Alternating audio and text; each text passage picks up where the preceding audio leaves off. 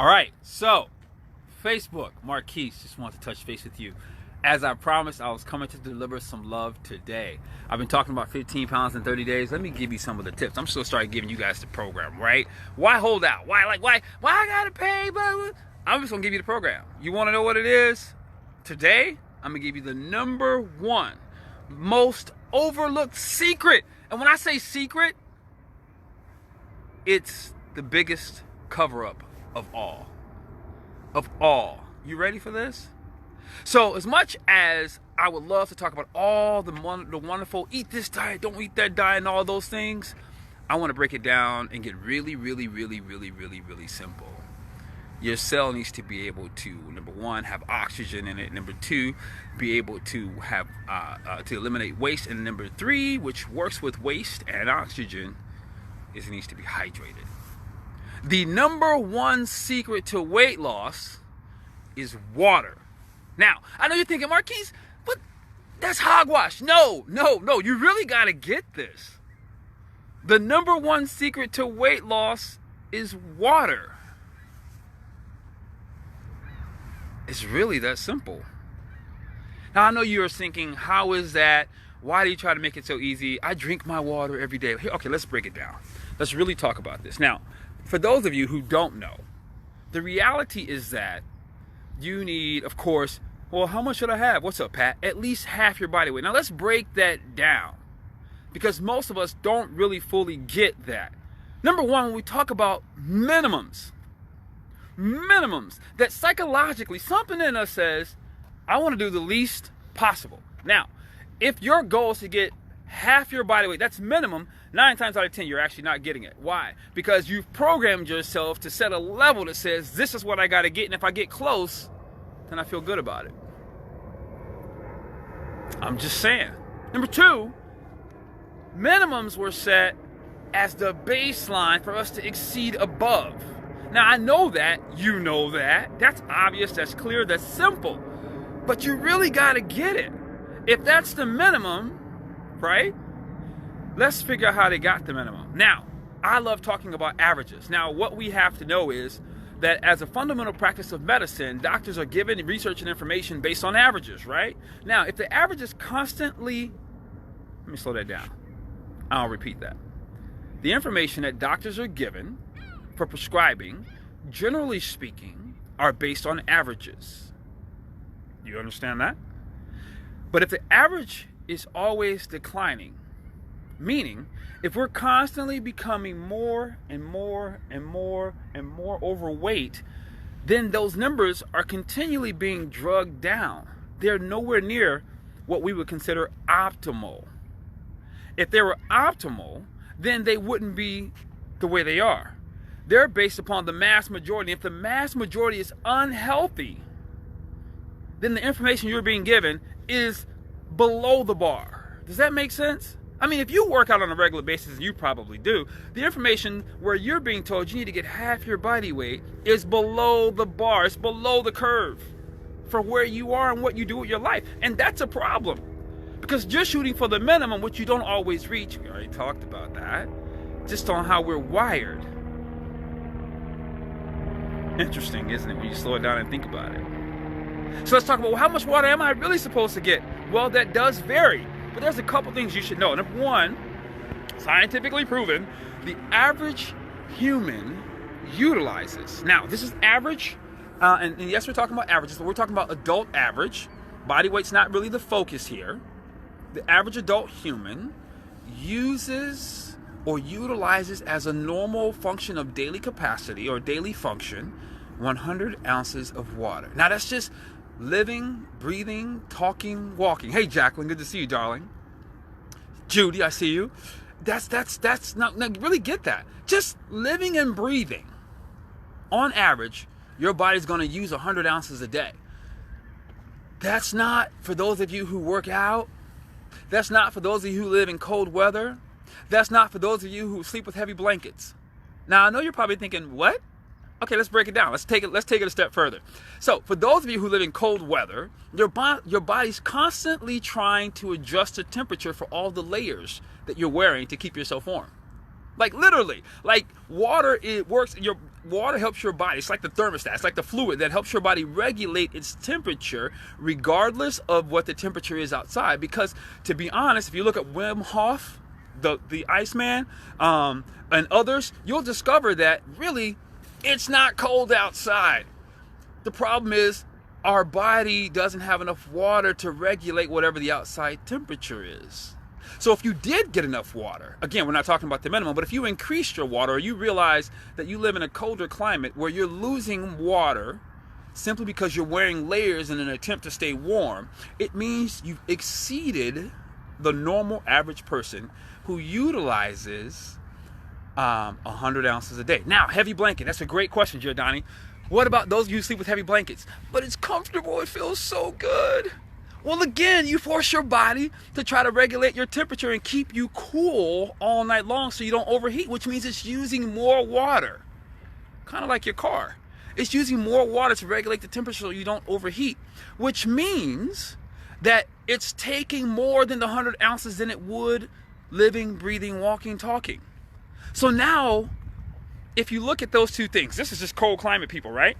If you look at those two things, so if on average you use 100, just living and breathing and existing, then you have the blanket, and then you have the layers, then we gotta at least give you another half gallon, right? Okay, maybe let's give you a quarter gallon. So now we're talking about a gallon at that point. Now we're talking about 128 ounces just living and breathing.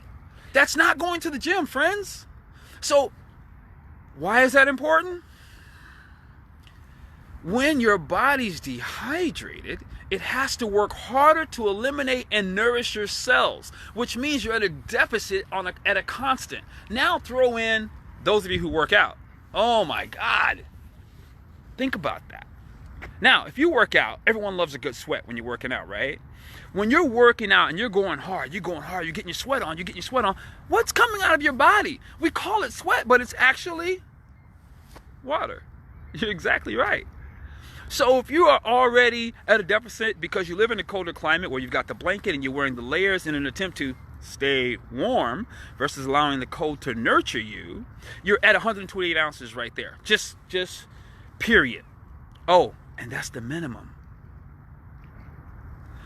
Those of you who work out, and most people do work out. Most people are doing something. They're walking briskly through the mall. They're going to their gyms. They're in the weight loss programs.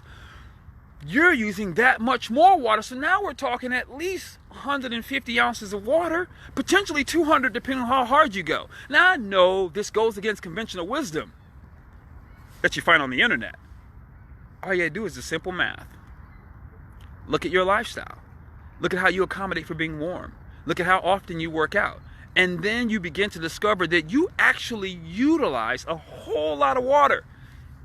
Now I know. You're thinking, that's true, but what do? You hydrate. Now, there's a few things we talk about in the 15 pounds of 30 days lab where we're going to work with our clients to find out how they need to adjust to hydrate based on their lifestyle. But I'm going to give you guys a few tips. Why not? Let me just give you the information. The deal is, you've got to look at your body weight, start at a gallon. Just know that you start at a gallon, and that's minimum, right? Then you look at your lifestyle, and you have to adjust. Now, for some people, that might mean up to 2 gallons of water a day. Now, I know there are people out there, no, there's such thing as too much water. You're going to drown your body. Guys, that is such a fallacy. Please stop listening to people who facilitate your need to be small. Did you catch that? We often take the advice of people who will give us advice that fits the situation in which we don't want to change things. That's really unfortunate because that robs us of the opportunity to stretch ourselves and expand into the great person that we actually are. And in the 15 pounds for 30 days lab, that's what we're going to do. We're going to work that out with each individual, what they need, and we're going to give them strategies on how to get the water in. Number one, I wrote it in my book 10 years ago. This is the 10-year anniversary of my book, Monday Again, 4 Essentials for a Healthy Lifestyle, where I talked about water. Now, here's the deal. What's up, V? Look at me and look at me really good. You're a grown individual. Stop complaining that you can't drink water. That's like being a baby. The number of adults, the number of us who complain about getting our water in, but when it's time to be cool, we're real cool. Or when it's time to be sexy, we're a diva. But you can't get water in? What? That's like saying you can't tie your shoe, right?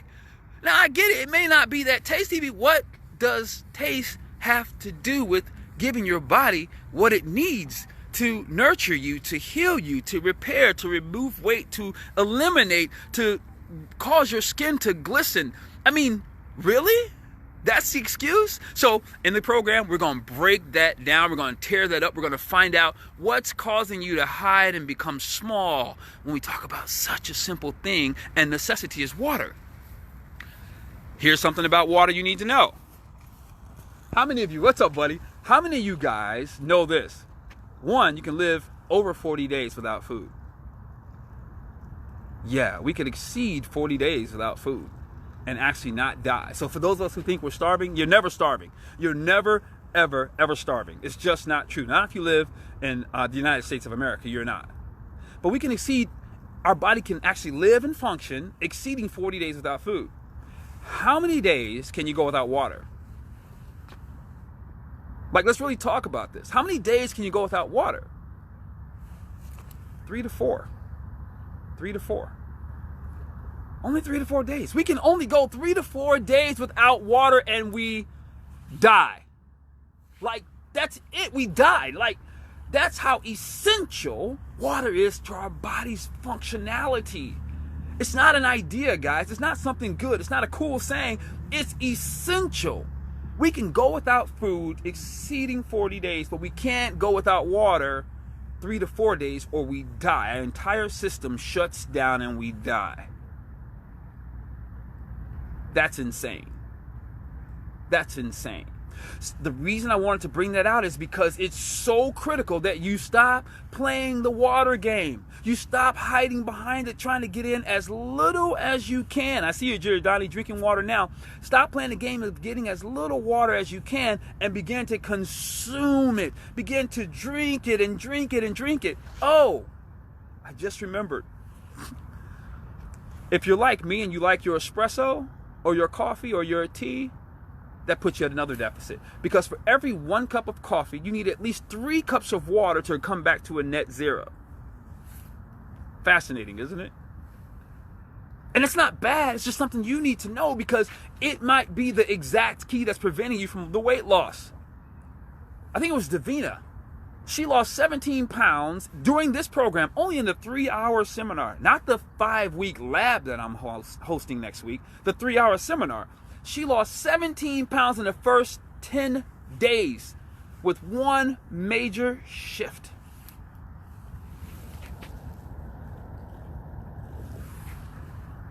Water.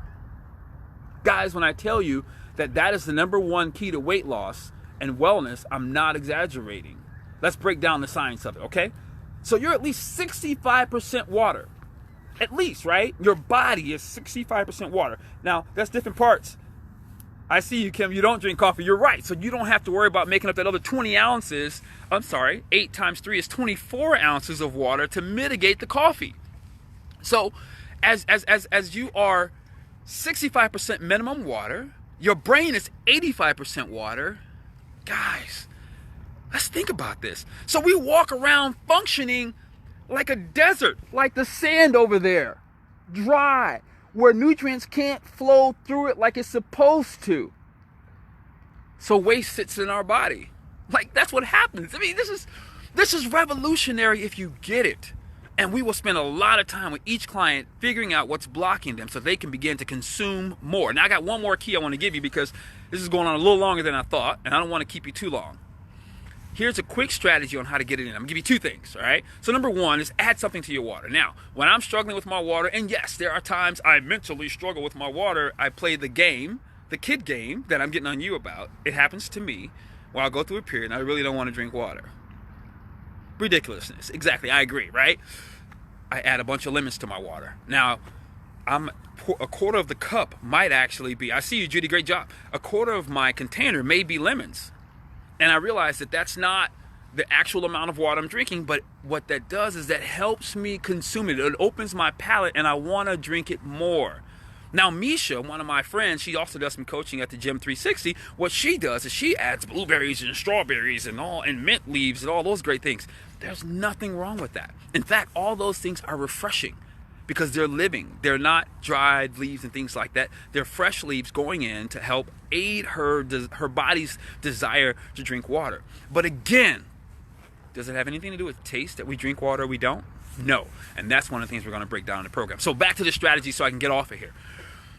Here is one of the coolest, most simplest, easiest strategies to getting your water in. Okay, I'm going to give you one more tip. Sorry, it's there. And now that I'm giving, I just want to give you all of it. All right, if you're struggling to even get your water in, here's what I want you to do. Now, listen closely.